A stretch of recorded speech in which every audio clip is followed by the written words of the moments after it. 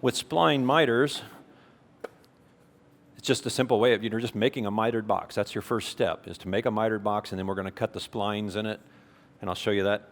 There's a couple different varieties, different options you can do with that. So the first thing is to make a mitered box. You're just cutting 4 pieces with miters on each corner. Opposing sides have to be of the same length. This one happens to be square. You could make them the rectangular, but they have to be equal.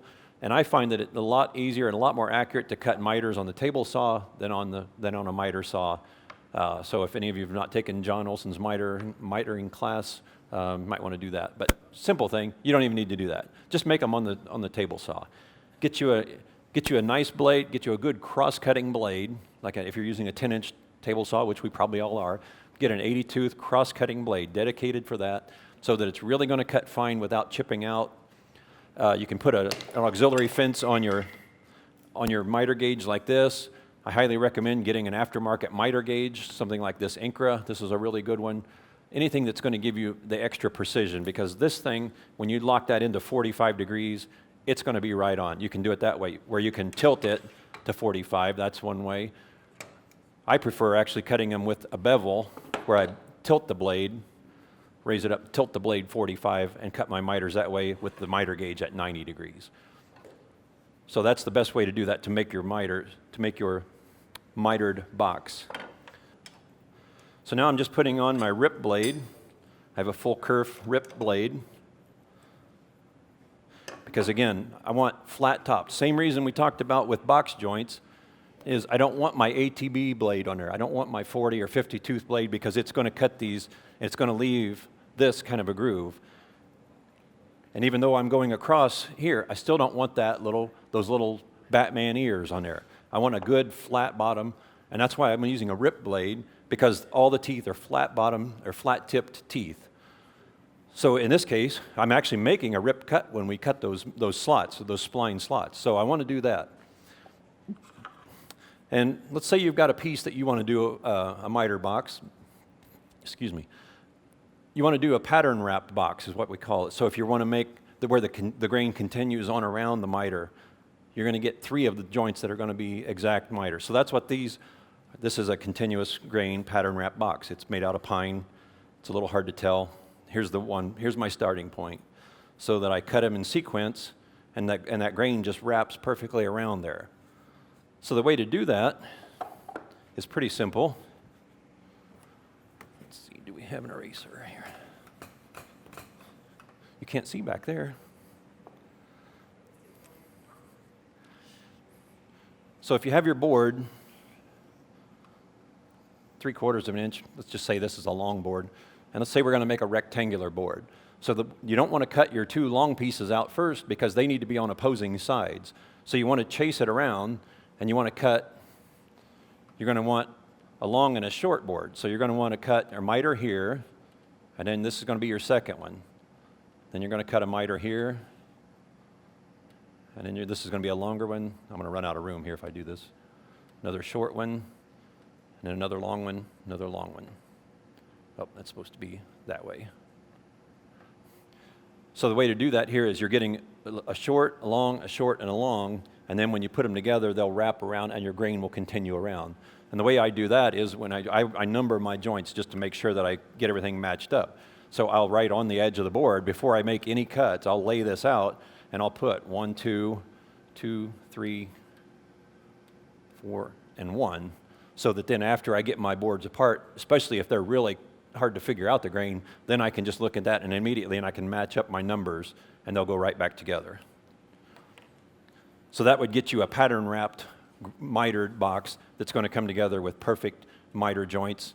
A table saw will get those spot on. I know a lot of you guys will probably want to cut yours on the miter saw. If you can do it and get a spot on 45, that's excellent. Go ahead and do it. In my experience, it's really hard to cut 8 precise miters on a miter saw. They just have a little bit too much play in them because of the movement of the mechanics of the saw. Just a little bit. It's really hard to get precise miters. And if you want to make a really nice box, you don't want to see any gaps. So you want to have a perfect miter come together and have that. So what you want to do then is go ahead and you want to get this box ready to glue up. But then we think, okay, before we glue it though, what do we want to do? The gentleman asked earlier about putting a bottom in it. So if you want to put a bottom in beforehand, you can do that before gluing it up. And because this is, you can cut a slot in this and it'll never show, you can cut that before you do your joinery. So I want to cut a slot in the bottom for a groove in there to set the bottom in so it would be embedded. And because it's on the inside, that will fully be housed. You'll never see those exit points. So you could just set your rip fence up, set your blade real shallow for like 1/8 of an inch or so, 1/4 inch deep. You don't want to go real deep. No more than half the thickness of your board, whatever your box side is. Don't go any deeper than half the thickness. So that you could just set it up and just run and make a rip cut. And if you do it with your scissor blade, then just slide the fence and make another cut until you've got a perfect fit for whatever plywood or whatever bottom you've got, so that you get a nice solid fit. You don't want it sloppy in there again. You don't need to set up a dado set to do this. Just use your regular rip blade if you want, or your combo blade will work for that. And just make a couple of cuts until you get the perfect slot for your bottom. So then cut out your bottom to fit. You don't have to round the corners because it's going to fit into there perfectly as a square or a rectangle. And then glue this up. Just put glue on both sides of the miter joint. So 8 miters, 8 faces that get glue. Put it all in there. The bottom just floats. You don't glue the bottom in place. It just sits in there because it's trapped. It can't get out. So glue that together, clamp it up, and let it dry. Then once it is dry, get it out, sand away any extra glue that might be out. Just kind of crisp up your miters again. If there's any glue squeeze out or anything there, just get rid of that. If you did clamp too hard and maybe you kind of dented the miter a little bit, just kind of sand it away till you get it, till you get it back crisp again. So get your box. This box now would be ready to do splines on it. So we've got our rip blade in place. So now we're going to make a saddle jig. It's a pretty simple jig. I think you guys are all smart enough. You can look at this and see what I did. Just a saddle jig that rides over the fence. Put a couple of pieces on here with miters. I cut miters so it's riding on the table surface. And then I'm just going to rest my box in that to cut my slots. Now, if you've got any screws in this, which I do, you want to make sure those are above the height of the blade. You don't want to saw into any screws. And I do not glue these runners here on. I want to just screw those on because I can replace those later if this gets chewed up. I've made a lot of boxes and it's kind of chewed up. I want to replace those. I don't want to have to unbuild the whole jig again. All I need to do is build these 2 arms on the sides. So if everybody can see that, this sets flat on the table saw. So all you need there is just a couple of miters, and they're screwed from the back. But make sure those screws are above the blade height. You don't want to get into that. So then you just set your box in there, and you say, okay, where do I want to put the splines? Where do I want to do it? How deep do I want to do it? First thing you got to do is decide how deep. So you don't want to, or maybe you don't want to cut inside the box. So let's say, first of all, you do not. So we want to set the blade shallow so that you can cut, because this is a glued up box, so it's not going to come apart on you, hopefully. You glued it well. And so what I would recommend is try to get as close as you can, as tall as you can on the blade so that you're cutting as deep as possible without cutting through the miter. So in this case, that's pretty close to the top of that. So let's say that's what you want to do. That's going to give you a wider spline slot on the outside. So first, let me show you what it looks like with a short one. Let's say I don't do it very tall.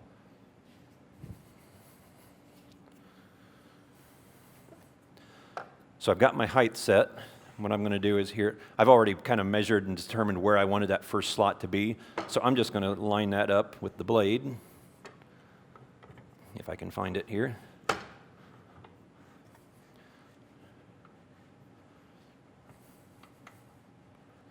So I'm looking for that now that so you're coming back to it a second time. You want that to kind of slide over there without moving the blade. So I'm sliding that back and forth. The blade is not moving.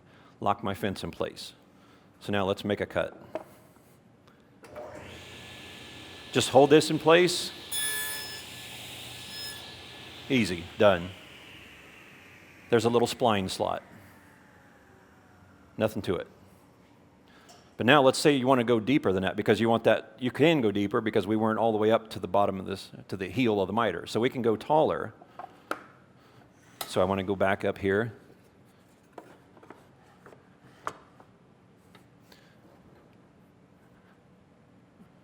And I can go right there. So now I'm taller than I have been in that slot, so it's going to cut it's going to cut a little bit taller slot in my jig too, which is no problem. So now I'm going to cut a different.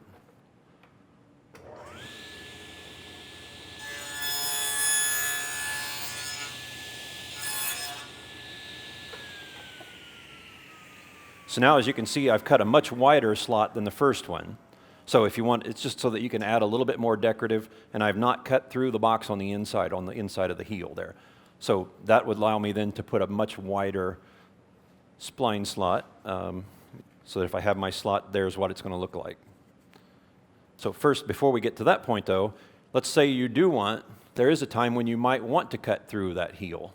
I cut the top and bottom so that they did not go through the heel on the inside of the miter, but the middle one does. It went all the way through, so that what I have is I have a natural shelf support right there. So you just have to watch that you don't get glue when you glue it together. You've got a nice little shelf support. So just build that, and then you've got a nice little thing. Just another little way of making. Not only do you get the support for your shelf, you get a different look here, so you can get a little bit deeper on your miters. You can stagger them, you can do them in sequential, you can do them the same. With this box, I did 3 of them the same. You can do them, you can angle your blade, bevel it, tilt it, whatever, and then make your slots the same. As long as you're using one blade, the same blade, your splines are going to fit. Now with something like this, obviously then you have to cut a wider piece to get your spline in there. And I'll get to that here in a minute.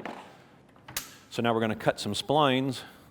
Just get a piece of something that's wider than what the depth is on there. So this is a piece of 5/4 walnut that I'm going to cut off some splines. And then what you want to do is have a stop block to put in out here to the left of your blade. So that what you can do is once you find it'll take some trial and error to get the perfect thickness that you're going to cut. So I'm going to put that out here. I'm going to lock that in place.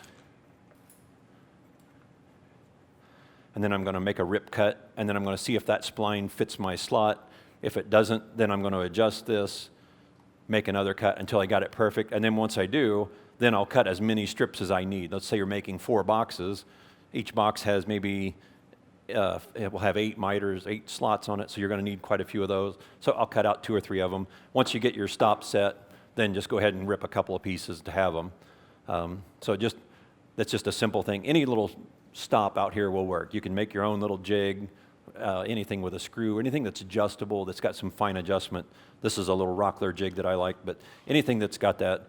And the reason I do it this way, rather than setting it over here, is because I'm only needing 1/8 of an inch, or somewhere in that neighborhood, slot. I don't want to have that setting that close to the blade and then rip, and then have that piece stuck in there and maybe get kicked back at me, maybe get pulled down into the miter, into the table saw. I want to do it over here to the left where I can just use a stop and keep moving like that. So that's the safer way to do that. And then just make as many strips as you need. So let's say you've cut your box, you've got your splines glued in place. So then when you're trimming these, you've got a fragile point right out here at the point, right at the point of the miter is the most fragile part of this. So you don't want to just cut and tear and pull this way. So whether you're, in this case, I'm using a Japanese saw that cuts on a pull stroke. So I don't want to pull it toward me because I might tear that out, and I have done this. I don't want to tear that off. So what I want to do is start and cut it the other way and cut it, so pull from the point of the miter back toward me.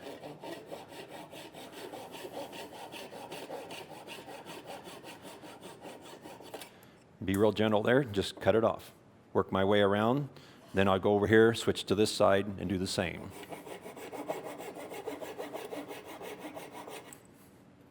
The nice thing about Japanese saws is that they're flush trimming saws. This one doesn't scratch the maple here at all. It only cuts the walnut. You can do this with a Western saw too, but then you're not going to probably get as close, and you might scar that wood because they have the set in the teeth. So you want to make sure you do that. Or you can use any kind of flush trimming saw will work, but that'll work. That'll get you the closest. If you're using a Western style saw, that you cut on the push stroke, then what you might want to do then is stay back a little bit, maybe put a little spacer, a little piece of thin cardboard or something in there as a spacer to keep you from scratching your wood surface, because you don't want to add a bunch of scratches that you're going to have to sand out that then might compromise your miter. You want to just make sure you get that good. So then after you've gotten those kind of cut close, then just take a block plane and trim those flush. Let's see if I can do this here, balancing this. Work from the point of the miter backwards. So don't take it this way outward, because you might break off that fragile little point of grain right there in your spline slot. So work from here and just trim that flush.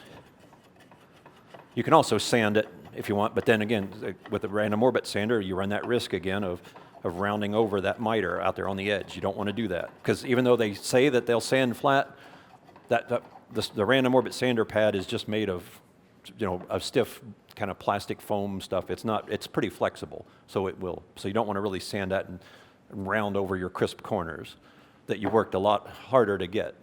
So go ahead and cut all those off, sand them flush, and then come back and sand your box and get it all ready. And this one does not have a bottom in it. So let's say if we wanted to, you could come back and figure out a way to put a bottom in there. You can add any kind of ways, to do that. You could rabbet the bottom and then put one in from underneath. You could make a base that sets it so that it would mount down into or something. So any kind of ways you can do that.